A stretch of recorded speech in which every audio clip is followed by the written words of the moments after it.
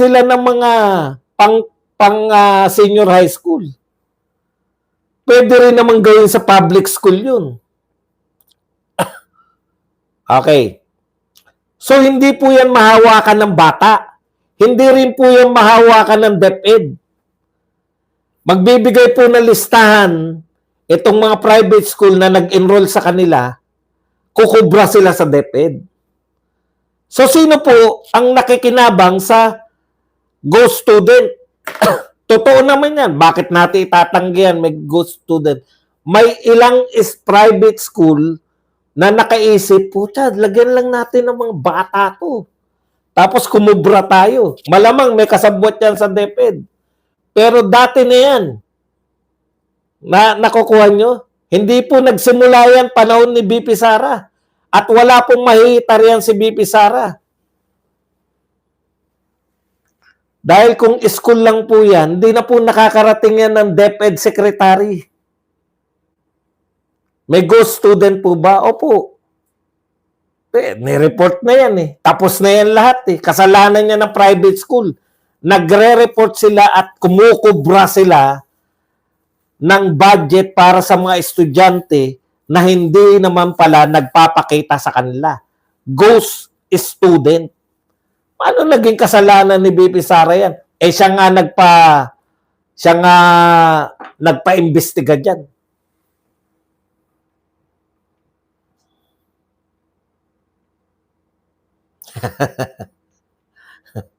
Di ba? May mga tirador po na nakaisip niyan, uy, mag-ghost student tayo. Mahirap na lang po magsalita eh. Pero ano po yan eh, sa mga division po yan. Madali naman po yan, i-check lang ng division, di ba? Kumukubra sa amin to. Teka, tignan nga natin. Meron po naka-assign na supervisor dyan. Natitignan nila yung mga, kung totoo ba itong nire-report nito mga private school. O, si BP Sara nga nag-imbestiga niyan eh. Tapos siya pa rin nasisisihin. Ganyan po si Auntie Claire. No? Yan yung gobyerno natin eh. Ang sinasabi ni BP Sara, nagkamali tayo ng pagboto. At ito po, ang pinakamalaking pagkakamali. Tuloy-tuloy lang na panlilin lang. Lahat po rito sa gobyerno na to, tokis-tokis lang eh. Tapos babanat po, papasok yung mga tauhan nila, katulad nito ni Patsabilyo. Nagmamagaling ka na naman. Gaganon nila sasabihin sa'yo. Di ba? Hindi naman nila mabuta tayong sinasabi ko.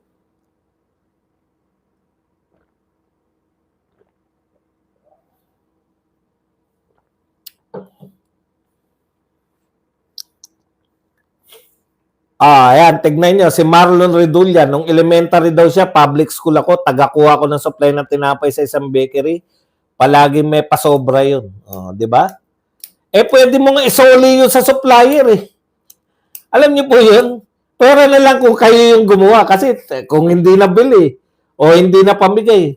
Pero yung supplier po nun, kasama po sa DepEd yun. Nakitaan nyo na may amag, hindi na nga namin pinakain yan di ba? Dahil isosoli namin sa supplier. Kung ako principal nun, yung nakakatwira, bakit may amag yan? Nakita nyo ba sir, hindi ko na pinakain yan? Kaya kung hindi ko na pinakain yan, nakita ko may amag yan. Isosoli ko yun sa supplier.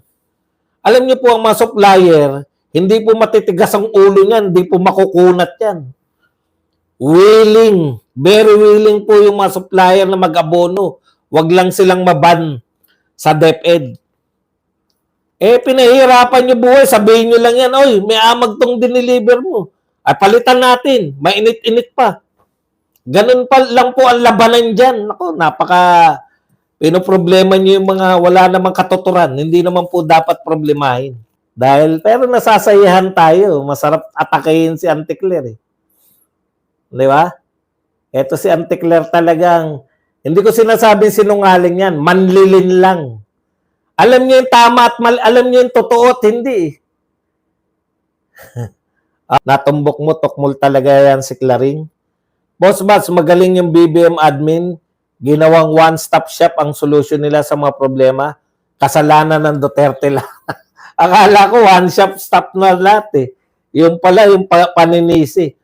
Tandaan nyo po, pag ang leader, wala nang ginawa kundi manisi ng manisi, wala pong kwentang leader yan. Yan po. Kasi hindi niya po inuuna yung ano eh. Pag nagsimula ka manisi, naghanap ka na ng ano, 'di ba? Naghanap ka na ng scapegoat. Oy, Sir Oliver Reyes, ang ating pong chairman ng Sara Inday Cares pala. Oliver Reyes, mabuhay ka. Yan. Salamat po sa panonood.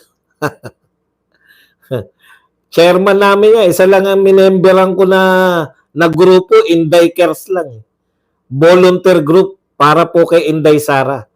Joke lang ni PRD, palabasin niyan totoo. Genome, ganun kagaling si Castro. Dapat si Auntie Claire ang isamo ng NBA kasi siya ang fake news, hindi ang 40 vloggers. Yan. Paterno Habilio, bumalik. Pero yun yung mga big time na tao tong nanonood sa atin. Ayan po ang chairman natin sa Inday Cares. Mabuhay ka, Sir Oliver Reyes. Tama, Boss Mads, kain tayo ng Nutriban, parisan natin ng mainit na kape. Wala nga nagtitinda na Nutriban, eh, no? Samantalang lumaki tayo sa Nutriban. Good afternoon po. Putya, noon nga, may bukbok talaga.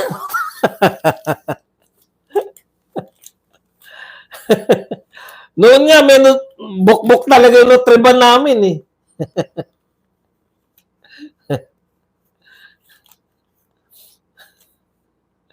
Anong isda? Hindi ako nakasuot noon. Hindi nga ako nakarating sa opisina ni Inday Sara eh.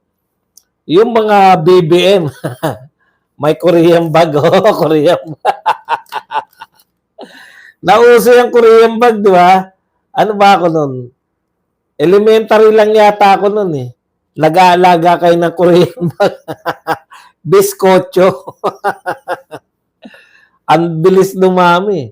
Anong project ng Inday Cares? May natulungan ba? Pakita na resibo.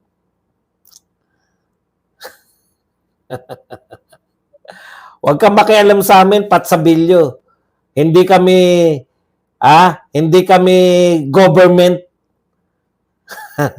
Inday Cares nga eh. NGO kami. Hindi po kami gobyerno. Mga naitulong.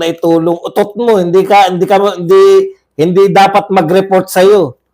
Ang naitulong namin, kinampanya namin, nagkaroon tayo ng vice presidenteng mahusay. Bakit kami magpakita ng resibo sa iyo? Kowa ka ba? Si Kisumbing naging senador. Kisumbing? Naging senador ba si Kisumbing? Parang hindi ko natandaan na naging senador si Kisumbing.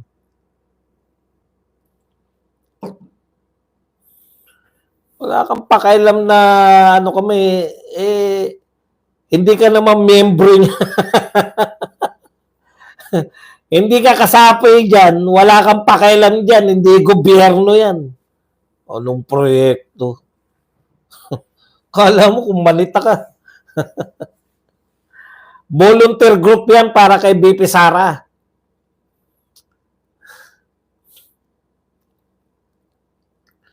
Tatay Badong,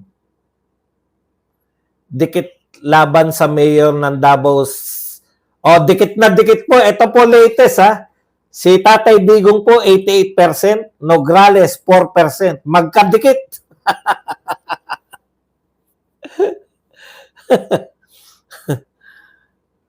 Kita mo, hindi mo pala alam. Project ni BP yan daw. Project daw ni BP yung Inday Cares. Samahan po yan. Volunteer group po yan para po kay BP Sara. Hindi po yan. Patsabilyo. Kasi kayo mga mukhang pera kasi kayo eh. Yung mga grupo po ng mga Duterte, halimbawa, kulto ni Digong. Ganun po yan. Hindi po kami mga, hindi nga alam ng mga Duterte na may kulto ni Digong. Kumikilos kami kahit hindi kami kilala. Hindi katulad nyo na sabihin mo, project ni BP yan. Nagmembro ko niyan, mayor pa lang si BP Sara. Pinatatakbo namin. Gusto namin run Sara run. Iba po yung magnegosyo, taday. Yan talaga project yan ng BP. Mahirap ka. Sabi ko sa'yo, matalino ka, Patsabilyo eh. Alam mo, Patsabilyo, matalino ka. Huwag kang magtanga-tangahan. Nagtatanga-tangahan ka eh. Sinabi na nga sa yung hindi yan gobyerno.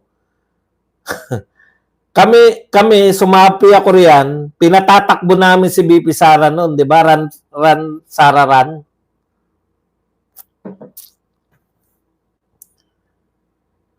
Gobyerno daw po. Tangengot, hindi alam mo. Yung kulto ni Digong ba, gobyerno yan? Mahirap talaga intindihin itong pag nagtatanga-tangahan ka. Mahirap.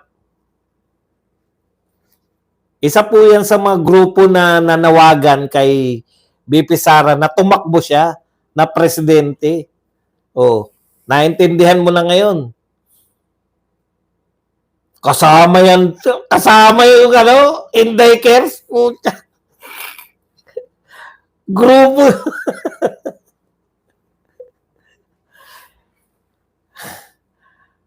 Ipinagpipilitan mo na naman na yung Inday Cares ay business kaday, ano yan? Ay, nako.